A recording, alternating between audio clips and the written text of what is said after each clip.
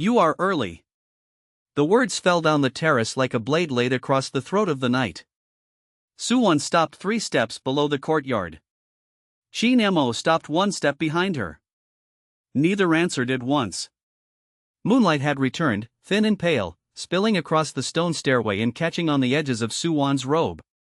She wore white, as she always did when she came to Heavenly Void Peak after dusk. In the early years, weaker disciples had whispered that she looked like snow given human form. Lin Fan had heard them. He had also watched 3 of those disciples die later in a border war, their last thoughts full of the same useless poetry. Snow was not gentle. Snow buried corpses cleanly. Xianxia's face was calm, but not calm enough. Her fingers rested inside her sleeves. Her shoulders were level. Her breathing was slow. Yet the mist around her hem did not touch the fabric. It recoiled before it reached her, as if something under her skin had become too cold for the mountain to accept. Ch02 wore black. That, too, had been chosen. Not his ordinary black disciple robe, but a deep, unmarked garment without crest or rank, wrapped tight at the wrists for sword work. The sword on his back had no tassel. The hilt was plain iron. Lin Fan recognized it immediately. He had given Ch02 that sword after the boy killed his first nascent soul opponent. At the time, Ch02 had knelt in blood and held the blade with both hands, not daring to raise his head. "Master," he had said, "disciple will never forget this grace." Lin Fan had answered, "Then remember it properly. Grace is a debt. Debts are chains." Now the chain had been sharpened. Lin Fan looked at them from above. His hands remained behind his back, sleeves hanging motionless despite the height. The lanterns along the courtyard bowed lower. The blood-colored flames trembled, not from wind, but from pressure. "You told me to come after the 3rd watch," Xianxia said. Her voice was soft. Too soft for the distance, yet every word reached him clearly. "I told you to come alone." Ch02's fingers shifted by less than half an inch. Lin Fan saw it. Ch02 knew he saw it. For one breath, the disciple's lowered gaze tightened. It was not fear in the simple sense.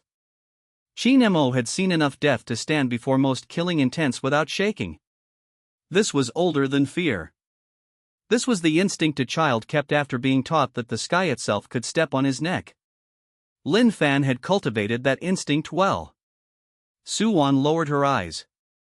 "He has something to say to you." "Does he?" Ch02 stepped forward. The movement was smooth, practiced, almost perfect. He descended into a kneel before the courtyard gate, one knee touching the stone, one fist pressed to the ground. His head lowered until his black hair hid his face. "Disciple Ch02 greets master." His voice did not crack. He had prepared it. Lin Fan looked at the kneeling figure and felt nothing resembling nostalgia. Memory arrived without permission, but memory was only information. He saw a battlefield drenched in rain. A child under a corpse. 2 eyes full of hatred. A hand reaching out, not to save, but to claim. He saw years of training rooms, broken bones, failed breakthroughs, midnight screens swallowed by formation walls. He saw Ch02 standing after each cruelty with blood on his lips and reverence in his eyes. Reverence was easy to counterfeit when the alternative was death. "Raise your head," Lin Fan said. Ch02 obeyed. He had aged well. Not in years. Cultivators at their level had long abandoned the honest marks of age. His face still carried the severe lines of a man forged by hardship and restraint. His eyes were dark, his mouth firm, his posture respectful enough that anyone watching from afar might have mistaken this for an ordinary visit between master and disciple. Lin Fan saw the bruise beneath his left eye. Not on the flesh. On the soul.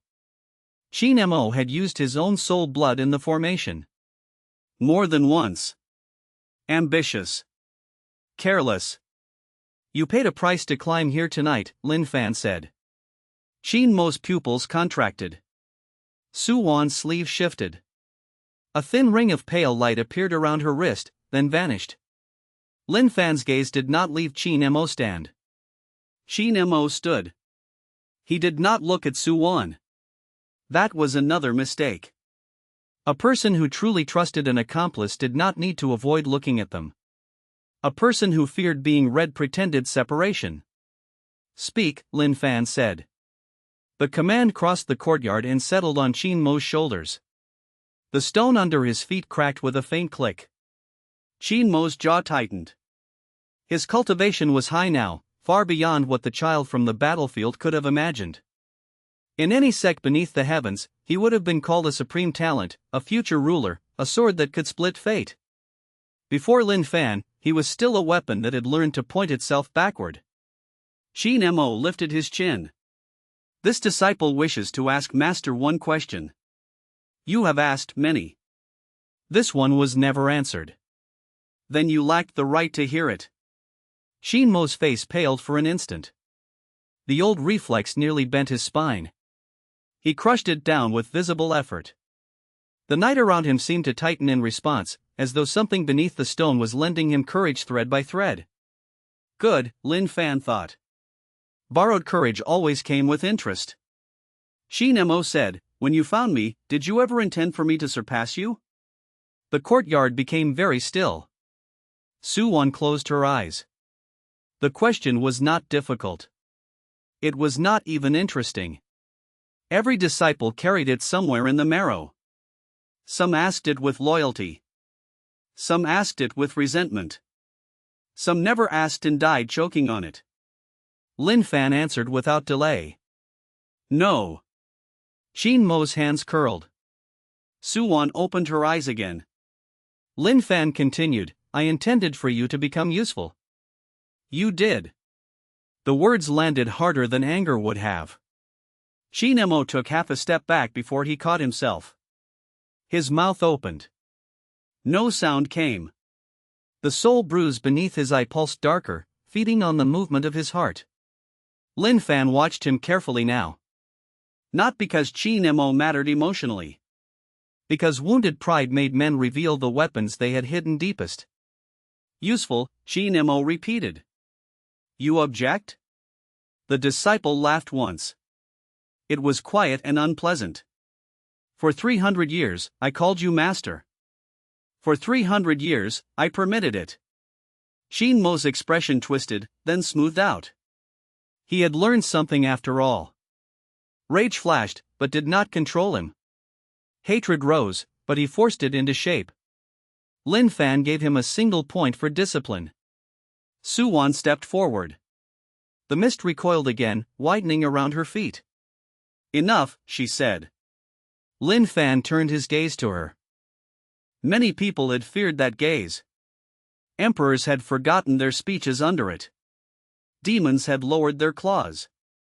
Saints had discovered, too late, that piety did not strengthen their knees. Su01 had once endured it better than most. Tonight, she endured it for 3 breaths before looking away. You brought him here, Lin Fan said. Yes. You opened the lower seals. Yes. You delayed the 7th echo. Her throat moved. Yes. Qin Mo looked at her then, sharp and quick. Not because he was surprised by what she had done, but because he had not expected her to admit it so soon. Lin Fan saw that as well. So Su01 was not following Qin Mo's rhythm completely. Interesting. Why? Lin Fan asked. It was a small question. In the mouths of ordinary men, it would have carried pain, confusion, accusation. In his, it was a key inserted into a lock. He wanted to hear which mechanism would turn. Su01 looked up at him. For the first time that night, emotion broke through the cold control in her face. It did not make her look weak. It made her look exhausted. Because there is nothing left beside you, she said. The lantern flames bent toward her voice. Lin Fan said nothing. You conquered the northern immortal clans, she continued. You broke the demon burial sea. You killed the 3 old monsters beneath Scarlet Mountain. You forced the righteous sects to kneel, the demonic sects to send tribute, and the wandering immortals to hide their names. Every year, fewer people dare speak in your presence. Every year, you trust less, kill faster, and call it wisdom. It is wisdom. It is emptiness. Shin Mo's eyes flickered. He had not expected that word. Lin Fan's expression remained unchanged. Suwon took another step. The pale ring around her wrist appeared again, brighter this time. It was not an attack. Not yet. A restraint, perhaps. A promise to herself. Do you remember the valley outside Cloudress City? She asked. Yes. You saved me there. I killed the men pursuing you. You gave me medicine afterward. You were useful alive. Her lips trembled once. She pressed them flat. I used to tell myself that was only how you spoke. That you had carved away the softer words because enemies listened. That beneath all of it, somewhere, there was still a man capable of turning back before he became something no one could stand beside. Lin Fan looked at her. You were wrong. The simplicity of it struck her harder than cruelty would have. For an instant, the white robe and cold aura and immortal beauty vanished from her face. What remained was a woman who had waited too many years for a door that had never existed. Then she breathed in, and the mask returned. Yes, she said. I was wrong. Shin Mo's hand drifted toward the sword hilt over his shoulder. Lin Fan allowed it.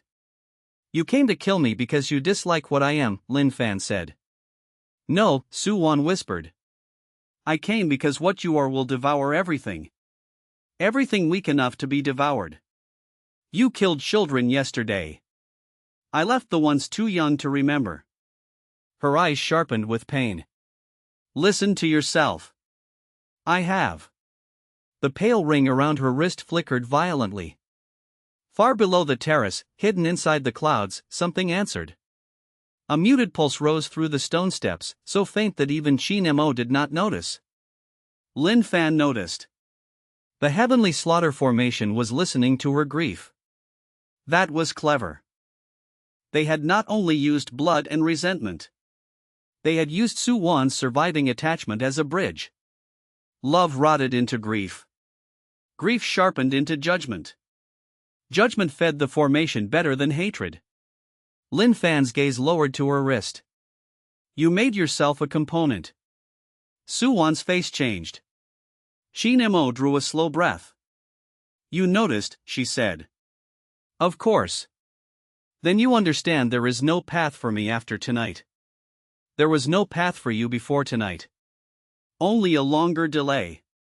Her hand curled under her sleeve. You cannot even pretend. Pretending insults both of us.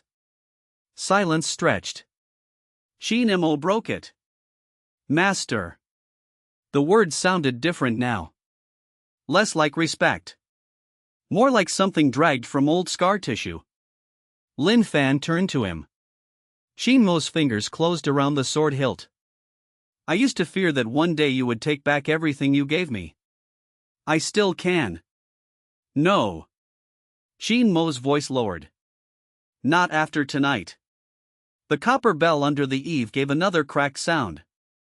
This time, the stone steps below answered. One by one, names carved into the stairway began to glow with a dull red light. Not all of them. Only certain names. Those connected by blood, revenge, inheritance, or oath to the enemies Lin Fan had crushed. The red light rose from the letters like smoke and gathered under Shin Mo's feet. Suwon did not look down. Shin Mo did. For a moment, awe broke through his discipline. Lin Fan saw it and understood. Shin Mo had helped build the trap, but he had never seen the whole thing breathe. That meant someone else was directing the deeper layer. Who taught you the missing verses? Lin Fan asked. Shin Mo looked up sharply. You burned the inheritance cave, Lin Fan said. You saw fragments, not completion. You are talented, but talent does not create ancient judgment erased from smoke. Shin Mo's grip tightened on the sword.